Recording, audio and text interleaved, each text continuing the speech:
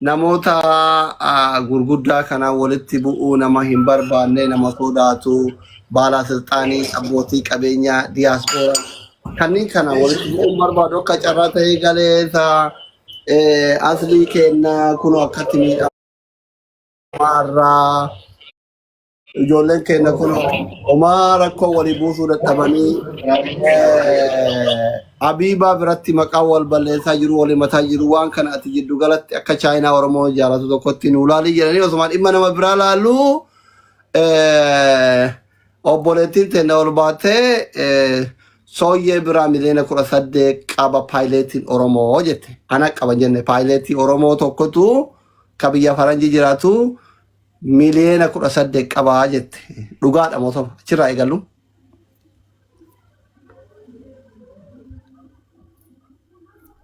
Asumanu mana nyata Oromoti follow godha hundi keessa. Okay, ifama miut gorin ture. As bin akkas miti duraan dursee gaaffii kona deebisi ati idda si booddee waa barbaade si deebisuu danda'a tokkoffaa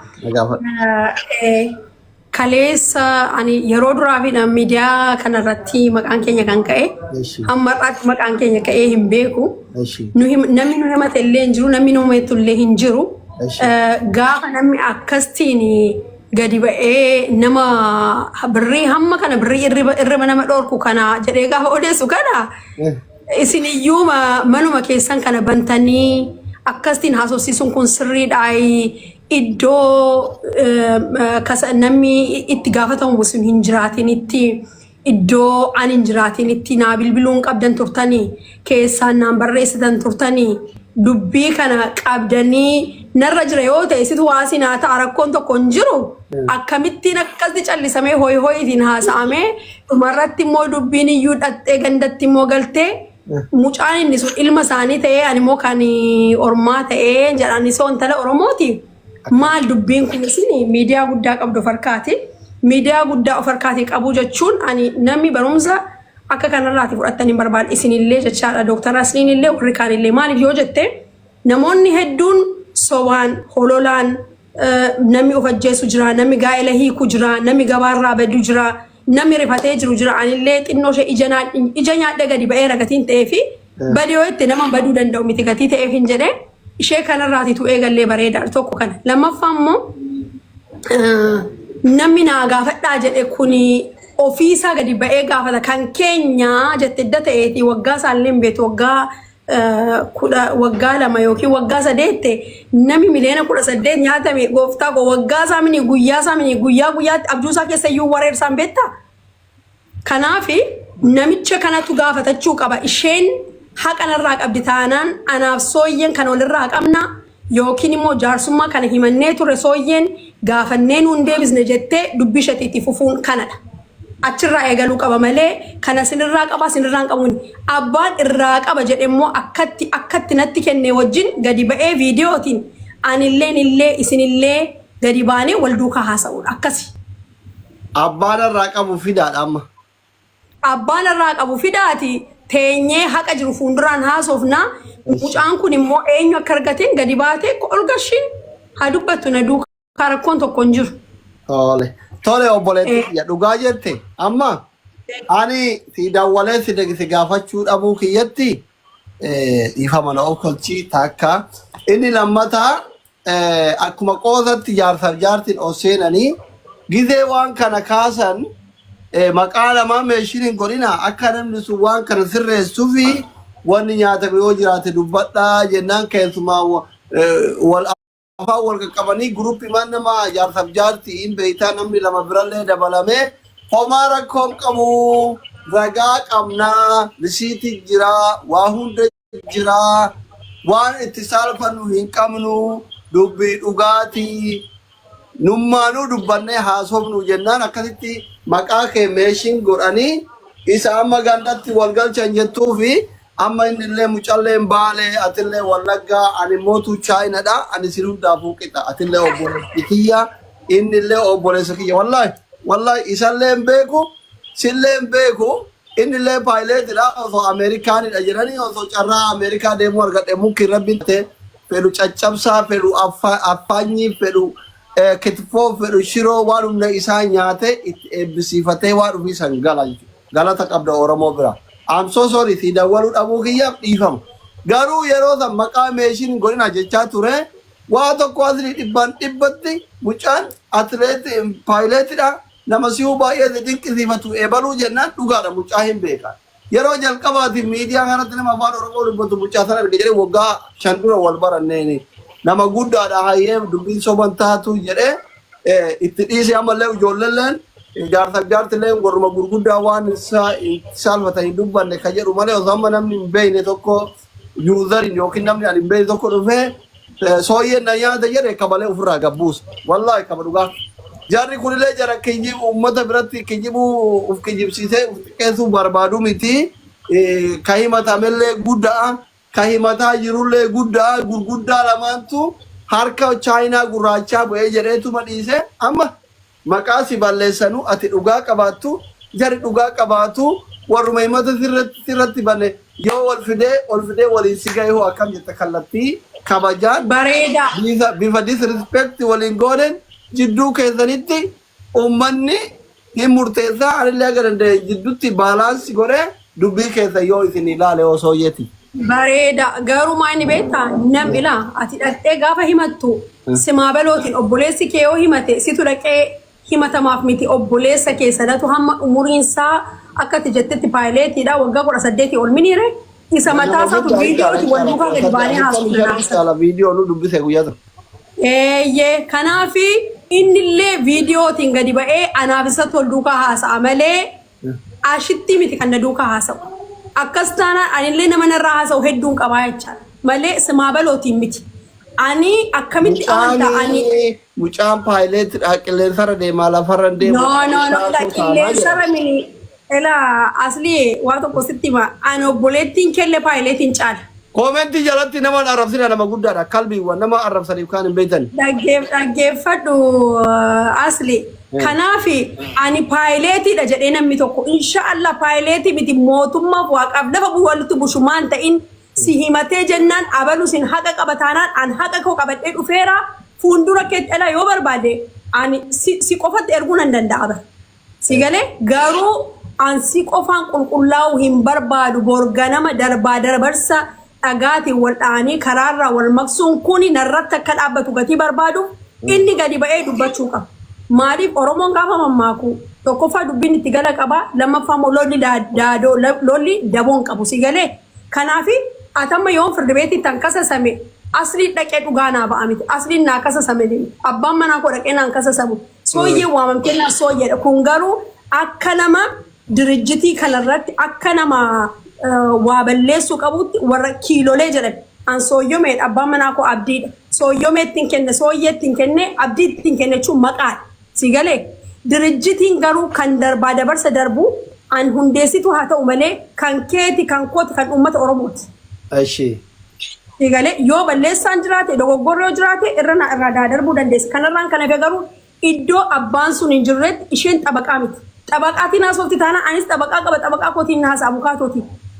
Akkas maal yoo ati ashitti wajjin haa ta'uun barbaanne abdiif mucaa walitti finna kaa. Maal rakkina qabare? Maal rakkina qabare? Amma bakka maqaan kee dhayamuu fi hoteelli keessan dhayamuu san dhiifama si gaafannee abdii abbaa manaa keetiitii fi paayileeticha waliif fiduudha kaa'e paayileetiin kun bareeda wallole malee kanan barbaadanii bareeda inda'u kan irratti viidiyoon si banaa qommaan haa banamuu didee waaqinatti tole. Eega yoo ati ashitti waliin haasa'uun barbaanne abdii fi paayileetii walitti fidu. Bareeda kun immoo haasaa cooma ta'e haasaa bareedaadha. Yoo ati abbaa manaa keetirra abukaatoo taate isin wanni mucaa abukaatoon taate. Dhaggeeffadhu an abukaatoon ta'u isaan lamaan miidiyaa kanarratti saba Oromoo duratti gadi baasi ragaa keessan atis fidi jedhi gadi naa baasi maaloo gooftaaf an sin gargaara. Kunoo inni reedii ta'ee jennaan kunoo abdiin taa'eera. Abdiin nama si bira jira. Andee qophaasa. Allah fi ashitti yoo as jala jiraatan please himanni keessan irratti manni murtii federaalaa ollaalee gallaalee kuno obboleettii kenna sooyyen ani abbaa manaa kiyya dabarsee kenna isin waan feeta yoo dhugaa shurrubbaa shishaa bootee dhuftee yoo sooyyen badii qabaate badii isaa itti murteessaa jedhaa jirti. Hamza maashitti yoo as jala jiraattan paayileeticha nu dhiyeessa. Viidiyootiin dhiyaata. Umara kon qabu yoo dhufe gaafa maaliif beektaa ande sagalee nama baraatuun fiidiyoon abdii dhadhee viidiyootiin akkatti ol duukaa isaantu nu himateemi gadi ba'een irraa taa odeessu rakkoon tokko hin jiru irraa odeessu kunoo abdiin annan galaan viidiyootiin ba'e haba'an ragaa isaanii qabatanii dhufan. Garuu eegaate ashitti hojii haa ta'uun barbaanne ani afgaafii ka godhu deebii ka uummanni dhageeffatu abbaa manaa keetii fi paayileetii malee sii miti turjumaanan taatu abadan keessa iyyuu hin galu. Naatay fitaawino beetu fitaawino kanaaf jennaa bar rakkoon qabu. Ashitti Hamza yoo as jala jiraattan ashitti Hamza yoo as jala jiraattan koottatanii karaa ittiin paayileetii argannu nutti hima. Hamza fi ashitti keessaa nama tokko galcha. Hamza fi ashitti keessa yoo as jala jiraatan hin jirtanii 100% yoo isinitti tole paayileetii dhiyeessuun amma dhiyeessa yookaan immootu guyyaa itti isinii qabna gaafa qilleensarra jiraate. Guyyaa waan itti qaban hin jiru miliyoonii 18 naman ciibsu Dr. Asli maal taate akkamitti raftatti sammuu keessa kaleessa si arge bar viidiyoo keetu ati utaaltu dudduubaan. Miliyoona 18 ammallee deebi'ee jira ani ijaan angurraan dhaga'e malee rabbi naa nyaatu ijaan argine miliyoona 18. Milee gosaadhe osoo qabaadhe maal godha Kaayiroo keessaa sila akka Dubaay kanatti taraa takka akka Mubaarak kanatti taraa takka Itoophiyaa taraa takka Dubaay hin deemu. Garuu maani beektaa waan tokko waa dhugaa sitti himu namni waan tokko san ilaalan akkamittiin dirijjitiin Oromoo akkamitti ilaa amma ati yoo mana qabaatte siif maatiin kee garaagaraa bira sii galee namni akkamittiin dhaqanii namarraati dirijjitii namaa gadi inni qabu maa jechuudha kun sirriidhaa jettee ilaaltaati meema hangaafis mataa akkamittiin dhuguma dhugaa dubbachuuf yoo ta'e sooyyee teennaati yeroo baay'ee gargaarsa uummata keenyaan godhatu 200,000 hirmaataa ture. Namoota baay'ee gargaaraa turte namoota baay'ee achitti keessummaa ture kabaja qabdaa galata qabdaa kabajni ati qabdus kabajni Oromoon sii qabus achuma jira birriin kunillee birri akka ijoollee kaawwanii karaa hannaatiin isin bira seenee miti yesiraa guddaa ino dalagaaf walitti seentanii namni biizinasa waliin eegale takkaa hin kassara takkaa hin argata kanuma malee hannaami dhibbaaf dhibbatti ani waan hunda irra ga'eera atillee naa dawwalte hiriyoonni keessanillee naa dawwale waan kana keessa tawwada jiraa fi dhugumaan kassaranii san abbaa birrii abditti kennetu himataa. Hamza dhufeera. Obbo Hamza. Assalamu alaikum. Wa alaikum salam nagaa. Akkam jirtan fayyaadha. Nagaa obboleettiin teenya sooyyeen akka jettee himata narratti banamee ani abukaatorraa dhagayuu hin barbaadu anallee miti kanarratti banamee abbaa manaa kiyyaa abbicha abbaa manaa kiyyaa sanii fi abbaa mallaqa irraa qaba jedhe san walitti naa fidii ilmaanitti waan kana keessatti akka anaa fi bakkeen dalagaa kiyyallee manni kun mana kiyya malee ka Oromoo hundaati nama Oromoo rakkataa Oromooti hundaa hafuura itti baafata maqaan waan kana keessatti akka hin barbaadu an abbaa manaa kiyya dabartee mana murtii federaalaatti kenneera abdii fi Soddaan Hamzaa walitti fidii jette soddaan keessa dhufuu danda'a akkamitti arganna nutu xiyyaara yaabbatamu isan lafa dhumoo. Isintu xiyyaara yaabbatuu qaba jallee qofalluure akkiin jeeti. Sooyyee akkami nagaa atillee fayyaadha. Akkam Hamza. Fayyaadha alhamdulillah. Akkiin jee waan kanarratti. Isallee gaafannee reedii ta'uu isaatiif yeroo inni firii ta'etti akkaataa ati amma itti kanatti irra bareedaa hubeeta akkaataani. Karaa sanitti inni hayyamamaa taanaan yeroo firii jirutti taanaan sanuu TikTok illee hin qabu akkaataa nan quba qabutti barbaachisaa taanaan dirqama wanni buufatee illee dhufee asitti akka dhufee waan kana ragaa jiruu fi maal akka jiruu fi yeroo akkam akka abdiin walitti dhufanii fi maal akka jiru wajjin yoo dhufee ibsanuu godhuudhaaf reedii ta'u taate gaafadheetii waan jiru wanni godhannee beellamaan saa inni firii jirutti walitti deebinee karaa bareedaadha jeetii yaada karaan kun asii warri shamarranii lamaan asii dubbachuu fi dhimmi akkas ta'e osoo hin taane abbaa dhimmichaa lamaan yeroo dura walitti dhufanii fi maaliif walitti dhufanii fi agriimentii akkam waliin mallatteessanii fi maal akka jiru guutuu rasiinni maallaqni akkamitti dabree jaanii fi wannummaan kun eessa akka fe'as geetti karaa bareedaadhaan ibsa godhamuu qaba jeetii yaada. Kana gubbaan akkaataa inni natti himetti beellama guyyaa 29 kanaa'u biraa qabna minaan ja'a achitti himannaa kanaaf mana murtii achi akka dhiyaate irratti beellamni keenya boruma jechuudha guyyaan 29 gaa guyyaa 29 beellama qabnaa'u ja'a dhimma isaan irratti waan jiru waliin irra dhiyaanneeti waan kana jala deemu jira naan jee alaa kulli haali amma akkaataa isin jettan kana karaa bareeda abbichi waan kana dhufee anis kana jee abraarraa bareedaa kannuun bareedaadha wanti hundi beektaa ragaa wajjiin jirtii jedhanii ani waan kana si qaba afaan kee dammaan qaba. Gadi qabaa kunis ani baay'een nama kabajuu jaalladha. Haqa namaa abadan bira itti bu'uu mini biraan darbu dhageessa. Galaqab jarraa qabus waan isin jechuu barbaadu haadhi warraa keetii siif haadha warraa keetii dubbatee ati gatii jirtuu fi haadha manaa kee dhimma irraa kaasuuf hin qabu.